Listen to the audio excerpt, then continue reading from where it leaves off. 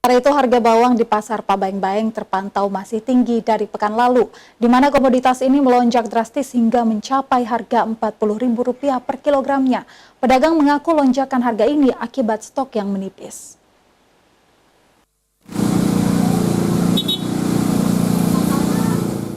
Harga bawang terpantau mengalami kenaikan. Untuk bawang merah harganya kini mencapai Rp45.000 per kilo dan untuk bawang putih kini dijual dengan harga Rp40.000 per kilonya. Pedagang mengaku kedua jenis komoditi tersebut tergolong tinggi, di mana harga normal berada di harga Rp25 sampai Rp30.000 per kilonya. Sementara jika dilihat dari minggu lalu, harga komoditi bawang merah mengalami kenaikan sebesar Rp5.000. Ya, kalau bawang merah ada kenaikan, tapi kalau bawang putih turun. Turun ya? Iya. Kalau dari minggu lalu bawang putih berapa, Bu? 50. 50. Sekarang berapa, Bu? Minggu ini?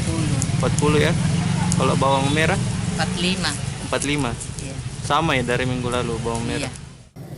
Sementara beda halnya untuk bawang putih yang kini sempat mengalami penurunan harga dari minggu sebelumnya, yang dimana sempat menyentuh harga Rp50.000 per kilo akibat menipisnya distribusi impor bawang putih dari Tiongkok.